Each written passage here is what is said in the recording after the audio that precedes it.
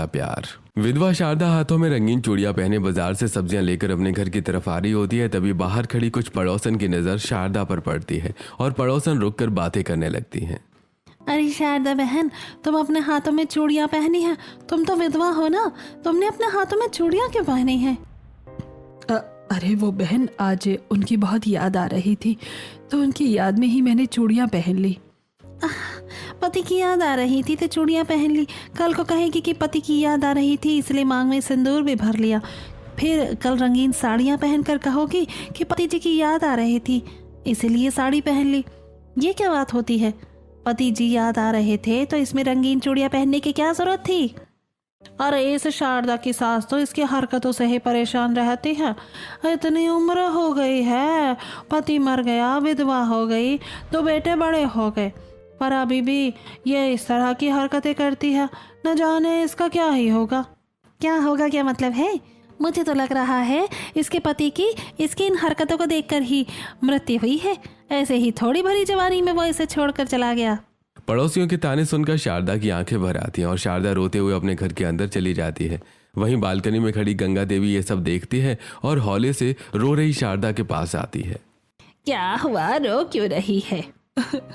माँ जी, इतने साल हो गए मेरे पति को मरे हुए, आज भी लोग मुझे मेरे पति के मरने पर ताने मारते हैं, मुझे विधवा कहते हैं।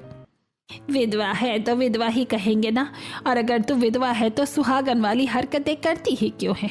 क्या जरूरत थी तुझे अपने हाथों में रंगीन चूड़ियां पहनने की?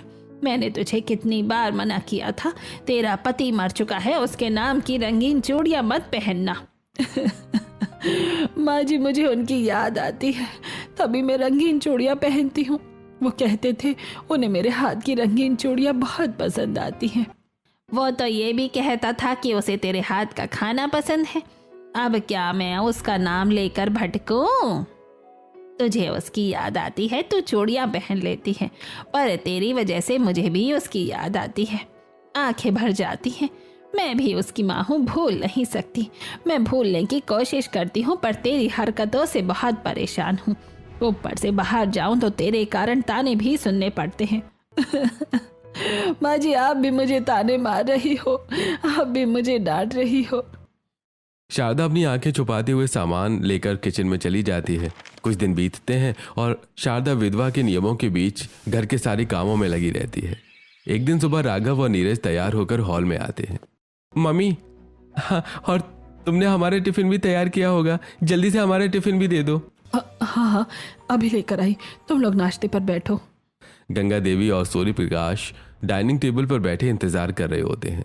अरे शारदा बहू, कितनी देर करती है सबको नाश्ता देने में? अरे हम भी कब से तैयार होकर डाइनिंग टेबल पर बैठे हैं पर अभी तक खाना नहीं आया। सभी शारदा का इंतजार करने लगते हैं। थोड़ी देर में पसीने से लथपथ शारदा नाश्ता और टिफिन लेकर डाइनिंग टेबल पर आती है। शारदा राघव और नीरज के लिए टिफिन लाकर गंगा देवी को देती है। अरे इतनी देर कैसे हो जाती है बहू तुझे खाना बनाने में? क्या तू पहली बार खाना बना रही है? तुझे पता है ना तेरे बेटों को ऑफिस जाना है और हमें दवाइयाँ लेनी होती है। तू समय पर खाना क्यों नहीं बनाती? हाँ मम्मी, हमें भी ऑफिस जाने में देर हो जाती है। मैं क्या करूँ, मेरी उम्र हो गई है, इतना सारा काम मैं अकेले नहीं कर सकती। रात भर मैं घर का सारा काम निपटा कर सोती हूँ, सुबह मुझे जल्दी उठना पड़ता है। ऊपर से खाना बनाना, घर की साफ सफाई करना, बाजार से सब्जियां लेकर आना, कपड़े धोना। बस अपने काम गिनवाने की जरूरत नहीं है, समझ गई? तू बहुत काम करती है। बापूजी, माँ जी, मैं सोच रही थी क्यों ना अपने बड़े बेटे राघव की शादी करवा दूं। एक बहू आएगी तो मुझे भी कामों में मदद मिल जाएगी और आप लोगों की भी शिकायतें दूर हो जाएंगी। सबको काम समय पर मिलने लगेगा। अरे तू इस घर की बहू है, तेरा काम है ये सब काम करना। तू काम से पीछे क्यों हट रही है? अरे अच्छा शारदा बहू, पहले तो तुम काम से पीछे नहीं हटा करती थी, अब ये सब बहाने क्यों? बापूजी, माँ जी, मैं बहाने नहीं ढूंढ रही हूँ। आप खुद ही सोचिए, राघव 27 साल का हो गया है। अब अगर इसकी शादी नहीं करूँगी तो इसकी शादी मैं कब करूँगी? राघव की शादी के बाद हमें हमारे छोटे बेटे नीरज की भी तो शादी करनी है। माँ, मुझे आप लोगों को कुछ बात बतानी है। हाँ मेरे पोते, बोलना, क्या बात बतानी है तुम्हें? दादाजी, आप लोग सिर्फ बड़े भैया की शादी के लिए लड़की ढूंढिए। मैंने एक लड़की पसंद की है और मैं उसी से शादी करना चाहता हूँ। नहीं नहीं, ऐसा नहीं हो सकता। हमारे घर में जो भी बहू आएगी वो हमारी पसंद से आएगी। नहीं दादी, ऐसे मत कहिए। मम्मी, आप दादी को समझाओ ना। मैं श्रुति से बहुत प्यार करता हूँ और श्रुति से ही शादी करना चाहता हूँ। बापूजी, माँ जी, मुझे बच्चों की पसंद से बच्चों की शादी करवाने में कोई ऐतराज नहीं है। अगर नीरज अपनी पसंद की लड़की से शादी करना चाहता है तो हम उसकी शादी उसकी पसंद की लड़की से ही करवाएंगे। दोनों बुजुर्ग सहमत ना होते हुए भी हाँ में सिर हिलाते हैं। माँ जी, बाबूजी, पहले राघव के लिए लड़की ढूंढ लेते हैं। बड़े बेटे की शादी पहले होगी, इसमें कोई दो राय नहीं है। लेकिन नीरज को उसकी पसंद से शादी की इजाजत दे दीजिए। मैं कहती हूँ राघव के लिए लड़की मिलते ही दोनों भाइयों की शादी साथ में कर देंगे। अरे बहू, जब तूने फैसला ले ही लिया है कि नीरज की तू लव मैरिज करवाएगी तो राघव की शादी के बाद करवाने की क्या जरूरत है। नीरज ने लड़की ढूंढ रखी है, अब बस राघव के लिए लड़की ढूंढनी है और फिर दोनों भाइयों की एक ही मंडप में एक साथ शादी करवा देंगे। घर में एक साथ दो बहुएं आएंगी। हाँ बापूजी, ये भी ठीक रहेगा। हम पहले राघव के लिए लड़की ढूंढते हैं। अगर ऐसा ही करना है तो ठीक है। पहले हम राघव के लिए लड़की ढूंढेंगे, उसके बाद हम नीरज की पसंद की लड़की के घर जाकर उसकी पसंद की लड़की से मिलेंगे और शादी तय करेंगे। उसी दिन से घर में शादी की तैयारियां शुरू हो जाती हैं। अगले दिन सूर्य प्रकाश, गंगा देवी और शारदा रिश्तेदारों में राघव की शादी की बात चलाते हैं। ऐसे ही एक हफ्ता बीत जाता है और फिर सेजल के घर से रिश्ता आता है। अरे बहू, ये जिस घर से रिश्ता आया है ये लोग ज्यादा अमीर नहीं है, पर मुझे ये घर सही लग रहा है। हमें उनके घर लड़की देखने जाना चाहिए।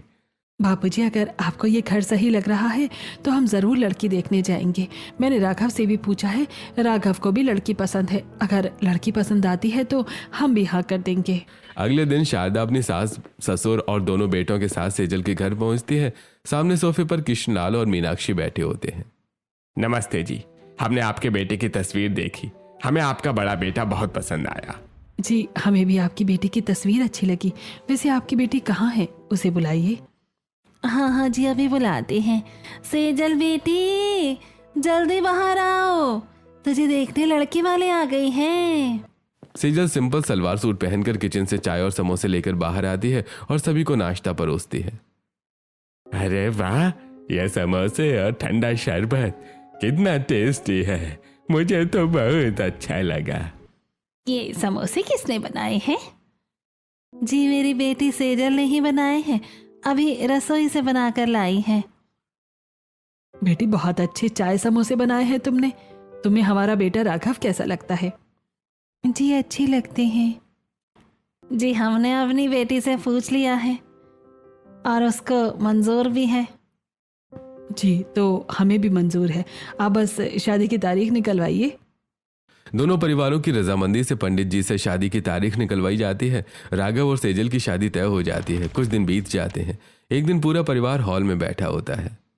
अरे बहू, हमने तय किया था कि राघव और नीरज दोनों की शादी एक ही मंडप में एक साथ करवा देंगे। अब राघव की शादी तय हो गई है, उससे पहले नीरज की पसंद से भी मिल लेते हैं। नीरज बेटा, तू श्रुति को फोन करके बता दे कि कल हम सभी उसे देखने आ रहे हैं। हाँ माँ, मेरी श्रुति अमीर घर की नहीं है, वो गरीब घर की लड़की है।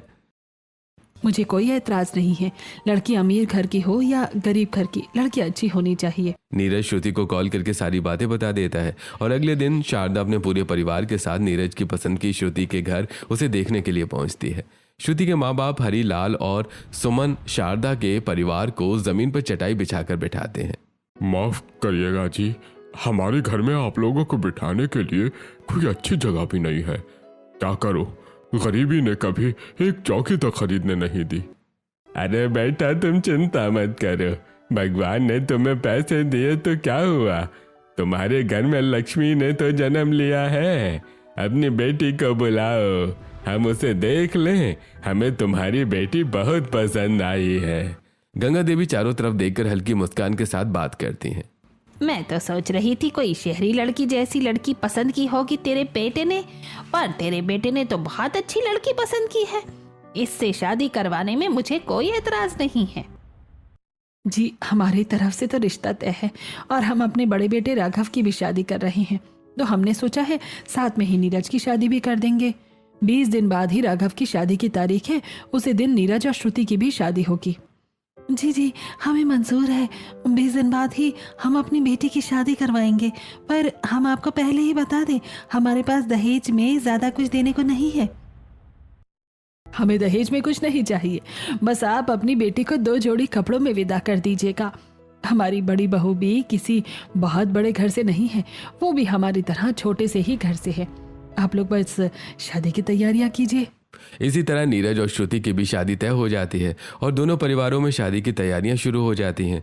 20 दिन बीत जाते हैं और आज 2 मंडप सज चुके होते हैं। एक मंडप में राघव और सेजल की शादी और दूसरे मंडप में नीरज और श्रुति की शादी हो रही होती है।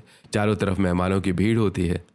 अरे वही ये देखो, बिन बात के बच्चों की शादी हो रही है, तो इसकी माँ ने एक अच्छी घर की लड़की भी नहीं ढूंढ पाई।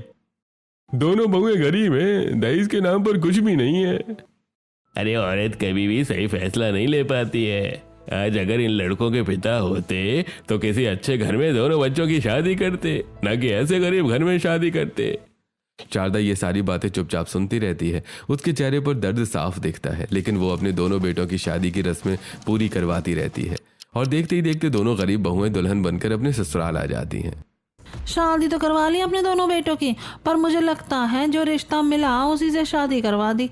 सभी तो गरीब घर की बहू लेकर आई हैं, वरना दोनों लड़के हट्टे कट्टे नौजवान हैं। अच्छी घर की लड़की तो मिल जाती। अरे बिना सास ससुर का घर है, कोई क्यों ही अपनी लड़की विदा करेगा। ये लोग गरीब थे, बिना दहेज की शादी हो रही थी तो उन्होंने अपनी लड़की दे दी इन्हें। सारी राम कहानी तुम लोगों को ही पता है, तो तुम लोगों ने ही क्यों नहीं ढूंढी मेरे पोतों के लिए लड़की है। हमने अपने घर के लिए सुशील चंचल लड़की ढूंढी है, और जैसी भी ढूंढी है हमारे लिए बहुत अच्छी है। शारदा बहू, तुम बहुओं का गृह प्रवेश कराओ। शारदा दोनों बहुओं का गृह प्रवेश कराती है। राघव सेजल के साथ और नीरज श्रुति के साथ अपने अपने कमरे में चले जाते हैं। ऐसी रात बीत जाती है। अगली सुबह दोनों बहुएं साधारण साड़ी में अपनी पहली रसोई बनाती हैं। अरे ओ शारदा, अब तो तेरी परेशानियां खत्म हो गई ना। तेरी दोनों बहुएं बिना बोले अपनी पहली रसोई की रस्म करने चली गई हैं। इससे ही समझ में आ जाता है कि कितनी अच्छी बहू मिली है तुझे। थोड़ी देर में सेजल और श्रुति अपनी पहली रसोई में तरह तरह के बनाए पकवान लाकर डाइनिंग टेबल पर सभी को परोसती है। अरे वाह बहू, तुम लोग गरीब घर की हो, पर हर तरह के पकवान बनाने आते हैं और सभी पकवानों में अच्छा स्वाद है। जो पकवान मुझे बनाने आते थे वो मैंने बना लिए हैं, और जो पकवान दीदी को बनाने आते थे वो उन्होंने बनाए। हम दोनों ने मिलकर अपनी पहली रसोई की है। ये सब हमने बनाया है। ऐसे ही बहनों की तरह मिलजुल कर अपनी गृहस्थी चलाना, घर में हमेशा शांति बनी रहेगी। ऐसे ही दोनों बहुओं की पहली रसोई पूरी होती है। वो शारदा की जिम्मेदारियां संभालकर घर की देखभाल करने लगती हैं। यूं ही 1 महीना बीत जाता है। एक दिन शारदा बालकनी में बैठी होती हैं, तभी दोनों बहुएं कपड़े सुखाने आती हैं और सामने बालकनी में जलती लाइट देखती हैं। इसमें हमारे घर के सामने वाली बालकनी में लाइट क्यों जल रही है? यहाँ तो कोई नहीं रहता है ना? दीदी, अंदर भी लाइट जल रही है, लगता है कोई रहने आया है। सेजल और श्रुति तुरंत शारदा के पास आती हैं और माँ जी, हमारे घर के सामने वाली बालकनी में कोई परिवार रहता है क्या? कई महीने हो गए हैं, वहाँ किसी को देखा नहीं। नहीं, वहाँ तो कोई नहीं रहता। माँ जी, वहाँ कोई तो रहता है, लगता है कोई नए पड़ोसी आए हैं। आया होगा बहू, हो सकता है कोई नया पड़ोसी आ गया हो। हो सकता है बहू, कोई नया आया होगा। हम ज्यादा ध्यान नहीं देते इन बातों में। हाँ माँ जी, हमें पड़ोसियों से मिलजुल कर रहना चाहिए। मुश्किल वक्त पर पहले पड़ोसी ही काम आते हैं। हाँ ठीक है, कभी मिल लेंगे उनसे भी। शारदा बालकनी में बैठकर चाय पी रही होती है, तभी आशुतोष ऑफिस से आता है और बालकनी में कॉफी पीते हुए खड़ा हो जाता है। ओह माय गॉड, आज तो इतनी प्रॉब्लम हो गई ऑफिस में। ये लोग सही से काम क्यों नहीं करते? शारदा मन ही मन आशुतोष को देखकर सोचती है। अच्छा, तो ये है नया पड़ोसी। इसके बाल बच्चे नजर नहीं आ रहे, सिर्फ यही दिखता है। ये औरत ने माथे पर सिंदूर और हाथों में चूड़ियां नहीं पहनी है। शायद ये विधवा है या फिर इसका पति से छोड़कर चला गया है। ऐसे दिन बीतता है। अगले दिन शाम शारदा बालकनी में किताब पढ़ रही होती है और आशुतोष कॉफी पीते हुए बालकनी में आता है। कल भी यही था। इसके घर में कोई और है ही नहीं क्या? हमेशा अकेला ही दिखता है। ऐसे ही कुछ दिन गुजरते हैं। शारदा बार बार आशुतोष को बालकनी में देखती रहती है। एक शाम श्रुति शारदा के पास आती है।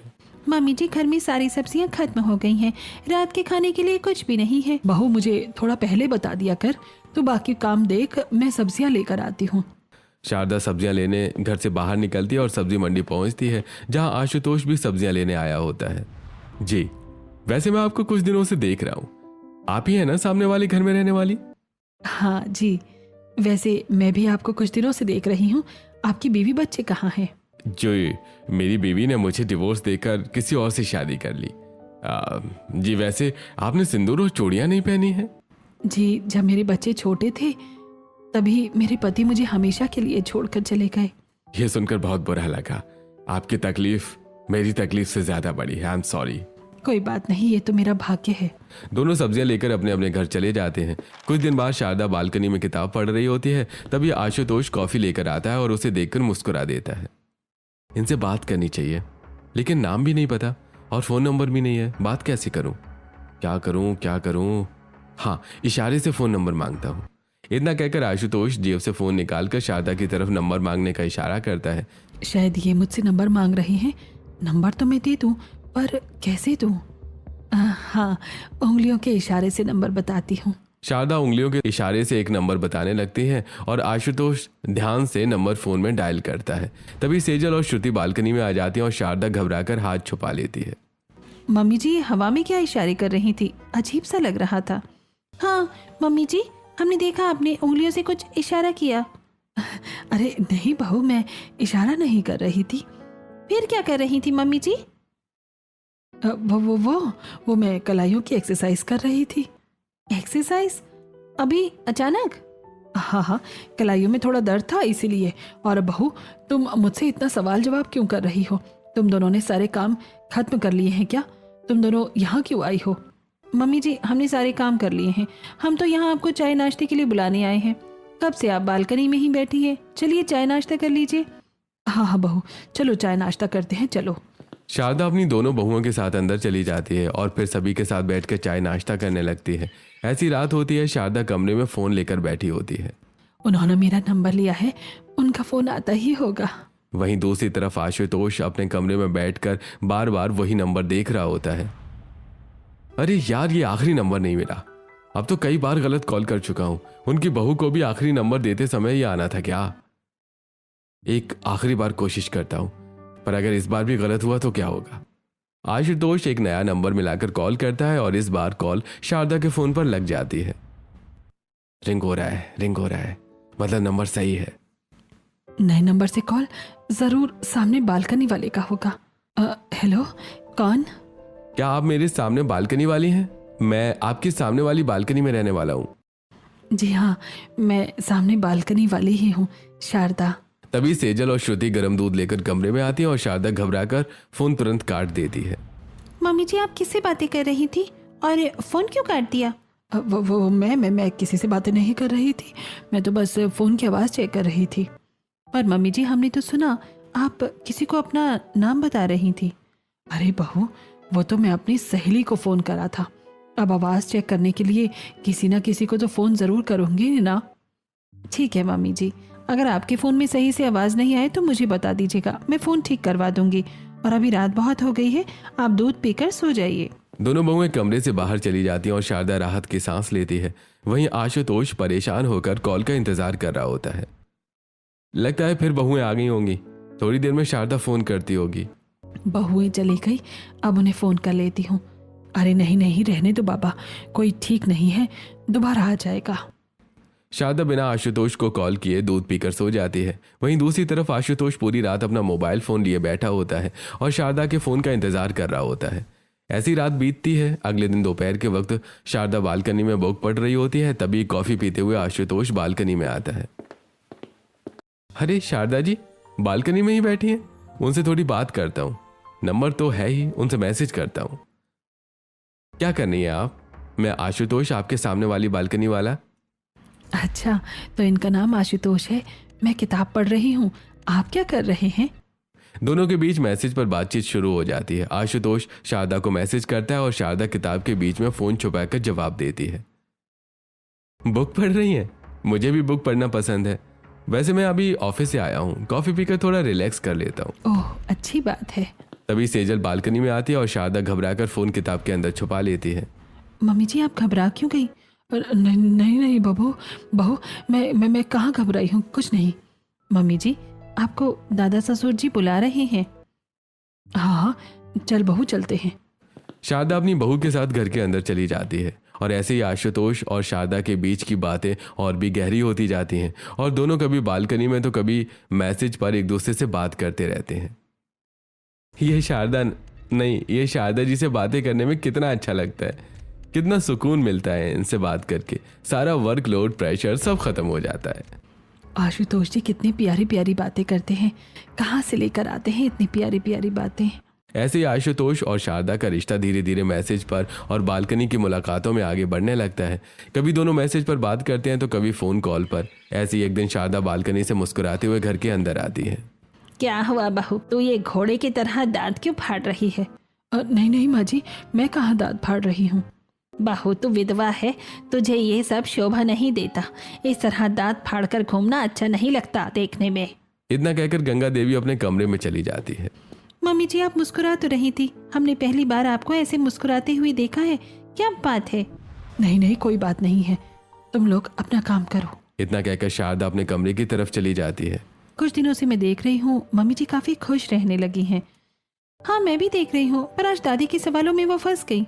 लेकिन वजह चाहे जो भी हो, मम्मी जी खुश है, यही अच्छी बात है। बस वो इसी तरह खुश रहे। इसी तरह कुछ दिन बीतते हैं और आशुतोष और शारदा की दोस्ती धीरे धीरे और गहरी होती जाती है। आए दिन दोनों बालकनी में बैठकर या मैसेज पर बात करने लगते हैं और दोनों के बीच एक अजीब सा अपनापन बढ़ने लगता है। वहीं दोनों बहुओं के मन में शारदा की हरकतें शक पैदा कर देती हैं। श्रुति, तुम कुछ दिनों से देख रही हो मम्मी जी हमेशा बालकनी में ही बैठी रहती हैं। हाँ दीदी, मम्मी जी को घर का काम न करना पड़े इसलिए ये हम सारा काम खुद कर लेते हैं। पर मम्मी जी आराम करने की जगह धूप हो या दोपहर हो या शाम का वक्त अक्सर बालकनी में ही जाकर बैठती हैं। मैंने भी देखा है मम्मी जी का बालकनी में आना जाना बढ़ गया है और मम्मी जी के फ़ोन का इस्तेमाल भी बढ़ गया है। ये सब तब से हुआ है जब से ये बदलाव आया है। दीदी, मम्मी जी किससे बात करती हैं हमें पता करना होगा और ये पता करने के लिए हमें मम्मी जी का पीछा करना पड़ेगा और उनकी बातें सुननी पड़ेंगी। श्रुति और सेजल शारदा का पीछा करने और उसकी बातें सुनने का फैसला लेती हैं और इसी तरह आज का दिन बीतता है। अगले दिन शारदा आशुतोष से फोन पर बात कर रही होती है। पता है, मैं अभी बहुत अच्छे जलेबी खा रहा हूँ। अकेले अकेले जलेबी खा रहे हो और मुझे बता रहे हो कि जलेबी खा रहे हो। अरे कौन कहता है मैं अकेले जलेबी खा रहा हूँ, मैंने तुम्हारे लिए भी जलेबी भिजवाई है। आशुतोष के इतना कहते ही घर के दरवाजे की डोरबेल बजती है। शारदा फोन रखकर दरवाजा खोलने जाती है। बाहर डिलीवरी बॉय जलेबियां लेकर खड़ा होता है। शारदा जलेबियां लेकर अंदर आती है। ये ऑनलाइन जलेबियां किसने मंगाई है? हमारे गरीब घर में ऐसे ऑनलाइन खाना मंगाने वाला कौन है? अरे हमारे घर में कौन ऑनलाइन खाना मंगाएगा? मुझे तो लगता है कोई गलती से डिलीवरी कर गया होगा। जब गलती से आ ही गई हैं तो हम प्यार से खा लेते हैं। ला बहू, जलेबी खिलाओ। पूरा परिवार साथ बैठकर जलेबियां खाता है। इसी तरह कुछ दिन बीतते हैं। एक दिन शारदा तैयार होकर घर से बाहर जा रही होती है। मम्मी, आप कहाँ जा रही हैं? बहू, मैं शॉपिंग पर जा रही हूँ। शारदा बहू, मैंने तुझे कितनी बार समझाया है ये शॉपिंग वॉपिंग तुझ पर अच्छा नहीं लगता। तो विधवा है, विधवा की तरह रहा कर। और बहू, तेरे बेटे इतना कमाने वाले नहीं हैं जो तू शॉपिंग पर जा रही है। नहीं नहीं, मैं शॉपिंग पर नहीं जा रही हूँ। मेरी एक सहेली शॉपिंग करेगी, मैं तो बस उसके लिए कपड़े पसंद करवाने जा रही हूँ।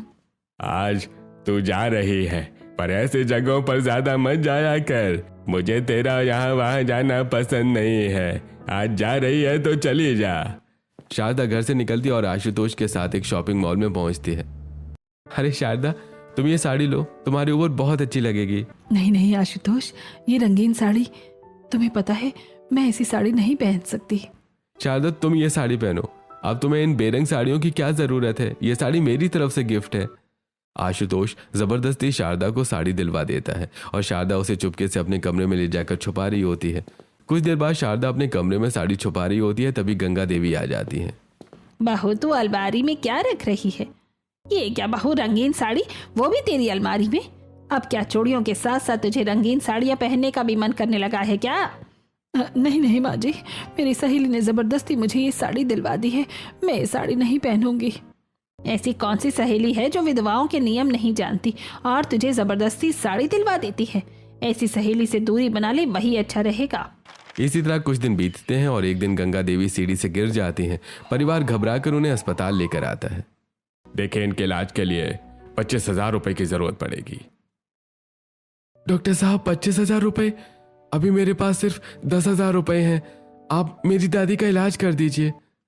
देखिए, पहले सारे पैसे जमा करवाइए, उसके बाद ही इलाज शुरू होगा। इतना कहकर डॉक्टर अंदर चला जाता है। शारदा तुरंत आशुतोष को फोन करके सारी बात बताती है। शारदा, तुम्हें यह बात मुझे पहले ही बतानी चाहिए थी। मेरे होते हुए तुम्हें पैसों की कोई दिक्कत नहीं होगी। आशुतोष अपने आदमी के जरिए शारदा को पैसे भिजवाता है और शारदा वो पैसे लेकर अस्पताल में जमा कर देती है। 2 दिनों बाद गंगा देवी का इलाज पूरा होता है और वो ठीक होकर घर वापस आ जाती है। घर लौटने के बाद सभी लोग राहत महसूस करते हैं, लेकिन सूर्य प्रकाश के मन में सवाल उठता है। अरे बहू, वैसे तुमने बताया नहीं तुम पैसे कहाँ से लेकर आई? राघव के पास तो सिर्फ थोड़े से ही पैसे थे। बापूजी, वो थोड़े पैसे मैंने बचा कर रखे थे, उसी में राघव के पैसे मिलाकर मैंने माँ जी का इलाज करवाया। इसी तरह कुछ दिन बीतते हैं और एक दिन शारदा और आशुतोष बाजार में पानी पूरी खाते हुए खड़े होते हैं। आशुतोष, तुम कितने अच्छे हो। तुमने मुश्किल वक्त में मेरा साथ दिया। पर नमा जी जिस तरह सीढ़ियों से गिरी थी, मुझे नहीं लग रहा था कि हम उनका ऑपरेशन करवा पाएंगे। उस वक्त हमारे पास पैसे भी नहीं थे। शारदा, मैं तो जीवन भर तुम्हारा साथ निभाना चाहता हूँ, बस तुम्हारी हिम्मत करने की देरी है। आशुतोष, मैं भी यही चाहती हूँ, पर मेरे बेटे हैं, बहू है, सास ससुर है, मैं अपने कदम आगे नहीं बढ़ा पा रही हूँ। शारदा और आशुतोष बातें कर ही रहे होते हैं, तभी वहां से गुजरता हुआ सूर्य प्रकाश उन्हें देख लेता है और घर आकर सबको बता देता है।